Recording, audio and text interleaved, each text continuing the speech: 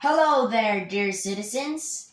Today I am going to be touching on the subject of gun safety, which here in America has been of much controversy, and my plans for what guns should be illegal and what guns should be legal, the background or identification check for people purchasing a gun, and a solution to strict gun laws. Please pause the video to make a Google search on the subject or firearm we are going to be talking about shortly. The first problem is what should be intended for use, such as illegal and legal firearms. Guns that have extended magazines, rifles, or small firearms are illegal and should not exceed 4 to 5 rounds in a magazine. And buckshots are not permitted in an inhabited area and only allowed when hunting. For instance, I was taking a stroll down the street somewhere in Napa when I saw an empty buckshot in front of a shattered window. Semi-automatic weapons, such as machine guns or semi-rifles, that can harm citizens and people alike with such speed and deadly efficiency, are also prohibited.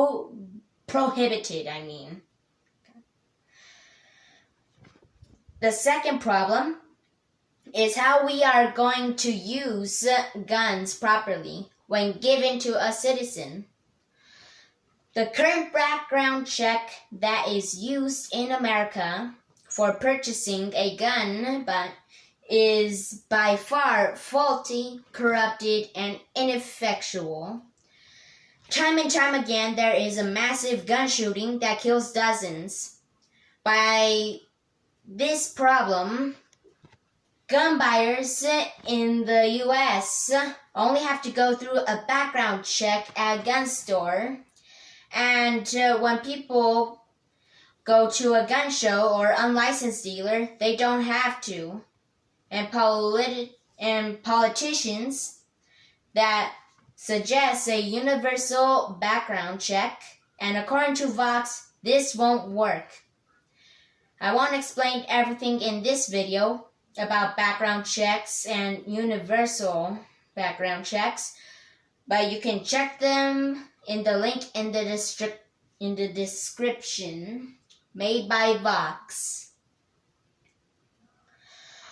To keep dangerous people or potentially dangerous people from purchasing a gun, what the Kingdom of Larmidia needs is a licensing system where we will have a person, for example, who wants to buy a gun.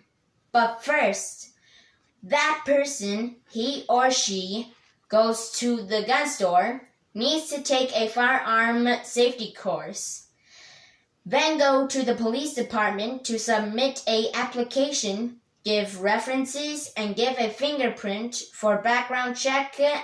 Then the NCA, which is like the FBI, we can say, then the NCA database and other local law enforcement agencies are directly contacted, including the Department of Mental Health.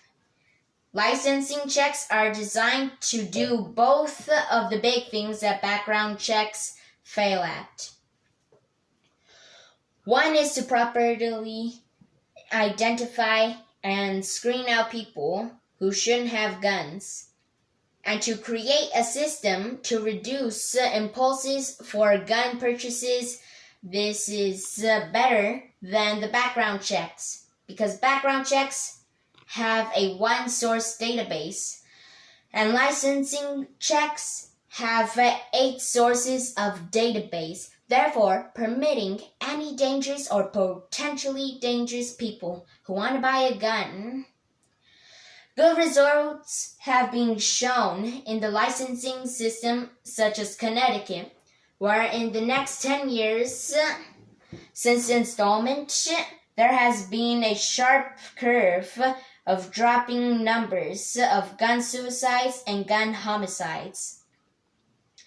And there have been catastrophic results as not to have a licensing system, like Missouri, which used to have a licensing system, repealed their licensing system sometime in the late early 2000s, had a sharp increase of gun homicides and gun suicides.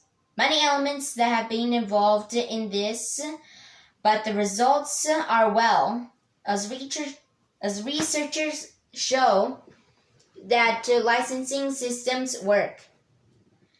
And then my final idea is to have a firearm storage where so people, when purchasing a gun, can put their weapon there and put their name into a space, like in a library. Got books A to B, C to D, so that people can go find their weapon for if it is hunting season or want to take it out for firing range, so that there is an extra measure to prevent any gun violence or suicidal harm. And for the defense people who can purchase a small firearm, such as a 1911, and load it with rubber bullets in order to injure or wound an intruder, or use the colibri pistol to injure someone in the face with the tiny bullets. Home defense weapons people can purchase and keep in their homes. People that have a defense weapon have to go to a gun store with their firearm in order to buy ammunition separately. And if they are going out for hunting season, they need to bring their firearms, such as a rifle, separately again.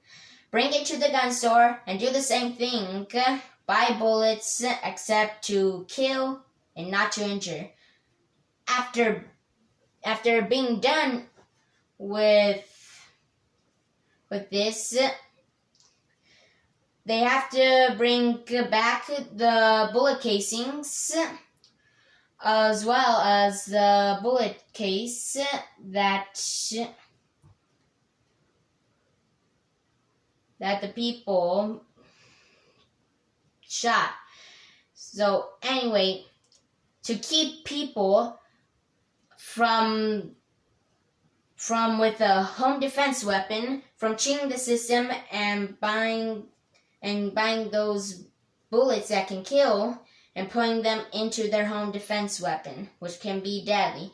So therefore, in conclusion, settles this gun problem. We may not stop a shooter from causing harm to others entirely, but we can try to keep it to none at the least.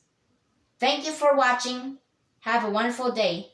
Please comment and subscribe to support the Kingdom of Laramidia from gaining independence from the United States. Farewell. Cheers.